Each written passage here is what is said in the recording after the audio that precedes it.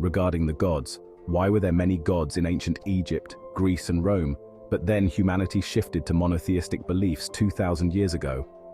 Did something change in the interstellar hierarchy, or is it just human imagination?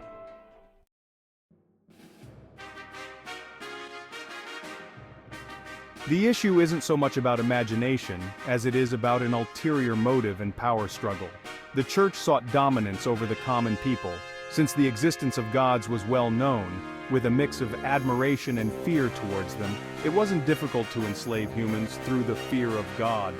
The true nature of the gods and their reasons for coexisting with humans were distorted, twisted, and used against the very humans who were the beloved creation of these gods.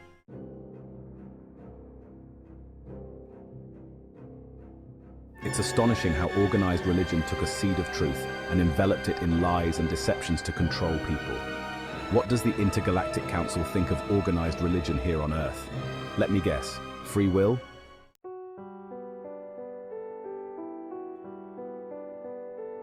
Exactly. The law is the law. If the majority of humans desire it, they are allowed to have it. We observe mind control in the presence of very greedy religious institutions on a global scale.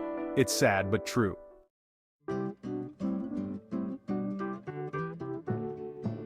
What were the religious beliefs in Atlantis? Did they play a part in the civilization's corruption? What happened to Atlantis? Was it the first advanced human society? Noem. Atlantis was indeed the first society of human-like beings, as far as modern human understanding goes. Atlanteans initially worshipped the gods as partners and mentors in their everyday lives. Unlike later humans, they didn't need myths or legends about gods. They interacted with them directly, learning much in a harmonious relationship with all 7 races.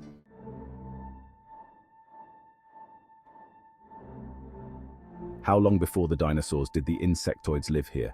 Noam. A very long time before. Millions of years in your understanding of time. Back then, the sun was not as you know it now. It was just a gaseous ball, too hostile to be near. This was one reason the insectoids occupied Earth, as they have a higher tolerance for heat. They also needed a place to develop their dematerialization skills, which Earth's energy at that time was perfect for.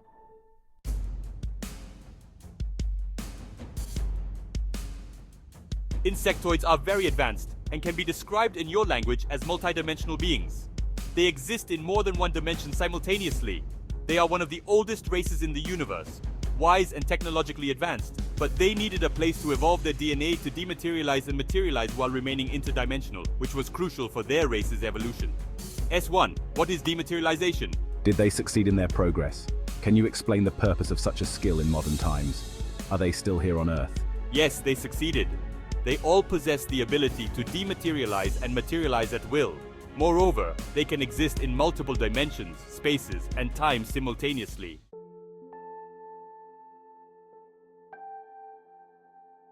Let me ask about the mantis race. Where do they live exactly, and do we still carry their DNA in humans? They don't reside in a physical place like a planet or galaxy anymore. They once lived in a galaxy neighboring the Milky Way, but now exist virtually in dimensions where they create their surroundings at will. They provide mentorship to other races, and are often invited to planets needing consultation. They've evolved beyond selfishness or aggressiveness, serving at the core of the Intergalactic Confederation Council. Yes, human DNA contains dormant mantis DNA. Only a few humans, those who've achieved a certain level of spiritual evolution, can activate it. These individuals often display strong altruistic, humanitarian, and mentoring traits, mirroring the predominant qualities of the mantis race. They offer telepathic mentorship to those capable of tuning into their frequency.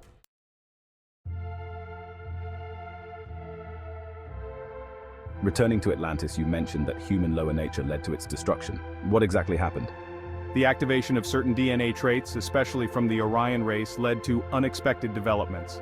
The Orion DNA, selected for its unique and valuable traits, introduced a duality in the human psyche. This combination of intelligence with a lack of emotions and empathy manifested in some humans as selfish and self-serving tendencies. These tendencies were amplified over generations. However, not all humans displayed these traits, thanks to balancing characteristics from more emotionally advanced species like the Pleiadians and Andromedans. Additionally, the activation of reptilian, Graco DNA, coupled with Orion DNA, unexpectedly triggered violent behaviors. This combination led to humans exhibiting dangerous traits, such as rage and violence. The story of Cain and Abel in the Bible reflects this concern. Early humans had much longer lifespans, living up to 1,000 years, which also became a concern and was deactivated after Atlantis' destruction. Humans will regain this longevity when their consciousness can handle it. The emotional nature of humans is what makes the species unique and ensures the preservation of this trait.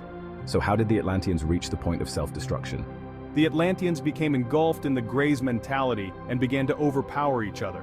Initially a matriarchal society, they shifted towards male-dominated forces, devolving from altruistic to selfish and self-serving. The intellect of a few powerful individuals, combined with advanced technological knowledge, led to the creation of weapons of mass destruction capable of potentially destroying the entire universe. They even threatened the Confederation by attempting to take over the Council. To counteract this, an alliance formed between more enlightened Atlanteans and the Confederation. Unfortunately, the corrupt, power-obsessed faction was beyond redemption. This was their free will, to focus on universal domination. They couldn't be stripped of their knowledge.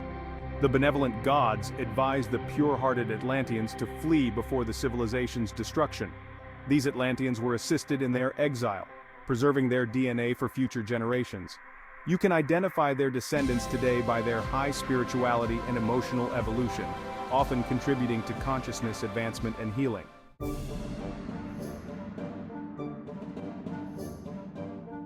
Going back to the beginning, how were the first humans delivered to Earth? Were there only Adam and Eve or more specimens? How many? The initial population numbered a few thousand, with more females than males to ensure rapid reproduction. There was close monitoring and frequent realignment of DNA development. The early humans didn't resemble modern humans. It took a long time to develop the physical form and personality of contemporary humans. Atlanteans were the prime example of the hybridization project. Tall, symmetrical, luminescent, with long limbs, large heads, muscular bodies, and similar appearances. They epitomized beauty and were highly intelligent and creative, almost godlike, which ultimately led to their downfall. After the continental split and Atlantis' destruction, the original humans faced drastically different living conditions and had to adapt, changing their appearance. Subsequent batches of humans were added to Earth, with genetic modifications based on Atlantis' lessons. Human lifespans were capped at about 100 years, and intellectual capacity was reduced to basic survival skills.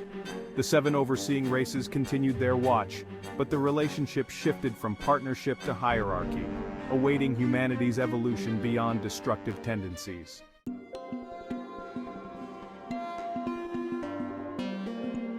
I'm intrigued by the mystical power of the number 7. Was it intentionally coded into humanity?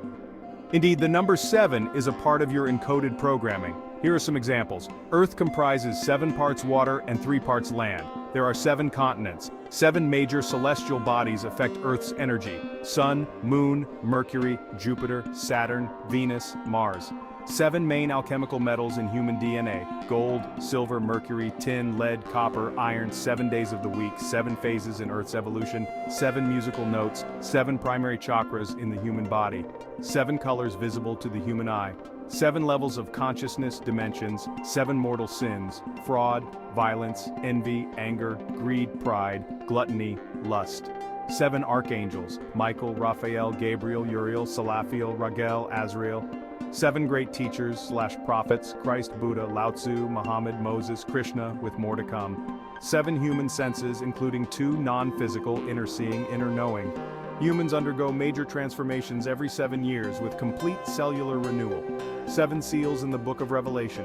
The significance of the number 7 will become more apparent as humanity advances in knowledge.